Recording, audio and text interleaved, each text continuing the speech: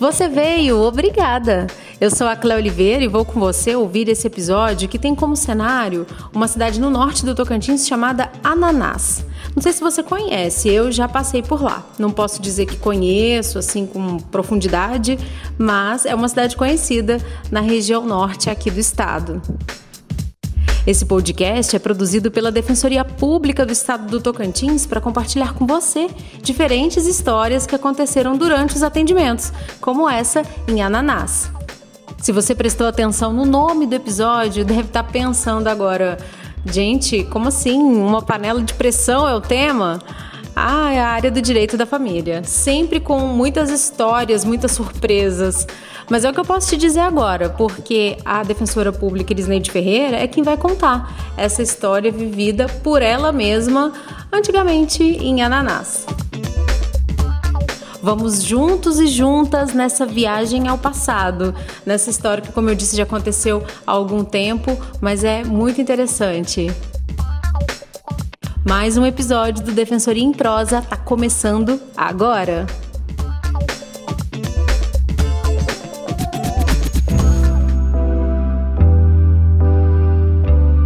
Eu, defensora iniciante na carreira, fui trabalhar numa cidadezinha pequena aqui no estado do Tocantins, em Ananás, e naquele local, eu ainda iniciante, aprendi muitas coisas com aquela população, principalmente no sentido de lutar pelas conciliações, pelos acordos na área de família, uma área tão humilde, uma área tão necessitada e ao mesmo tempo que envolve tantos sentimentos. Eu fui procurada por um senhor, na época, que havia convivido com uma moça por um tempo. E quando ele foi conviver com ela já tinha um filho especial a quem ele se apegou muito. E quando eles se separaram, ele foi procurar a defensoria para fazer a separação. Eles não tinham casado, apenas viviam em união estável. E nesse período que casaram, não tiveram nenhum bem. O bem que eles possuíam era já do rapaz que possuía uma casinha humilde de palha, mas era dele, construída antes do casamento. Quando ele me procurou, que me falou todos esses relatos, eu fiquei impressionada quando ele me disse que, na realidade, ele não queria ficar com o bem. Apesar de saber que o bem era dele, ele queria deixar o bem para a mulher por causa da criança a quem nem muitos tinham se apegado, que não era filha dele, mas que tinha um sentimento especial por ela. Eu fiquei muito feliz com a atitude dele e mandei chamar a moça para a gente conversar. Na hora da conversa, ele fez um único pedido. Ele informou que iria deixar o bem para ela, que apesar de ser humilde, era o bem que eles possuíam, que era o local onde a criança poderia morar, com dignidade, mas ele queria que ela entregasse para ele uma panela de pressão que eles haviam recebido da mãe dele quando, na ocasião em que eles se juntaram, que eles começaram a união estável. Havia sido feita uma festa e a mãe havia dado para ele uma panela de pressão. Como a mãe dele havia morrido, ele não queria abrir mão da panela de pressão. Ele queria a panela de pressão de volta, um presente que ele entendia que era a melhor lembrança da mãe que ele podia ter naquele momento. Eu conversei com a moça, falei para ela a situação, expliquei para ela a condição e, para minha surpresa, ela não entregou a panela de pressão.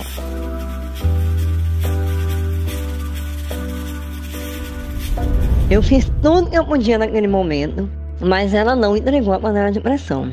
E pelo fato dela não ter entregue, entender que a panela de pressão era dela, e por uma questão pessoal dela, ela não entregar, ele não abriu mão da casa. E no final, ela acabou perdendo o bem que ele havia dito que entregaria para ela, porque o bem era dele. O documento do imóvel, o lote onde havia sido construída a casinha de palha, que ele havia construído antes de casar com ela, era dele. Então ela acabou perdendo o bem. Essa lição, ela me marcou pro resto da vida, porque eu reconheço que na minha inexperiência inicial de defensora pública, eu não soube fazer um bom acordo. Eu não soube fazer um acordo. Eu fiz tudo para convencê-la, mas eu não sabia os argumentos que podiam levá-la a aceitar e a entender que o fato dela estar guardando mágoas e segurando a panela de pressão para guardar suas mágoas naquela panela, ela estava abrindo mão de um direito que era do filho dela, que seria um benefício para o filho. Então, em nome desse sentimento, dessa mágoa que ela tinha dele, ela não abriu mão da panela de pressão. E eu não consegui convencê-la a entregar a panela. Então essa lição eu levei o resto da minha vida. E eu me tornei uma defensora que estudou, trabalhou e lutou para aprender a conciliar. Fiz diversos cursos, criei núcleos de conciliação, fui conciliadora por muitos anos na defensoria. Até hoje me sinto uma conciliadora, faço acordo sempre que possível.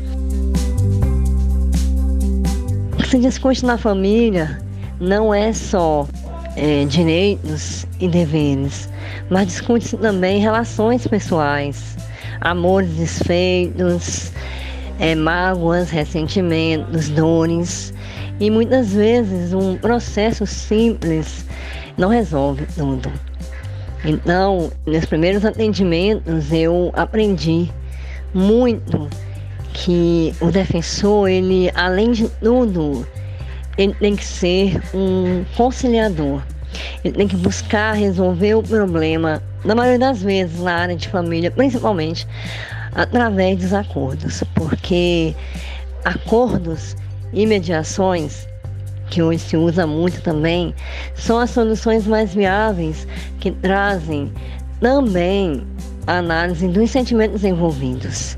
As pessoas poderem falar o que estão sentindo e, ao final, poderem discutir entre si e fazer um acordo conjunto, traz mais paz ao seu lar, traz mais paz ao seu problema do que deixar que o processo corra e que o juiz dê uma sentença, muitas vezes, que não vai atender às necessidades pessoais de cada um. Então a minha história, ela é voltada para esse fato, o aprendizado que eu tive no início da minha carreira de que um bom acordo é muito importante na área de família, que a gente deve ouvir muito, muito as partes.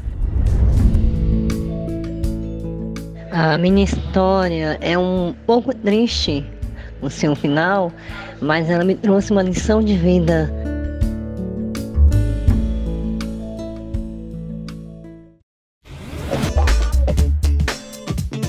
A Defensoria Pública está nas principais redes sociais com o perfil Defensoria TO, escrito tudo junto. Acesse para conhecer.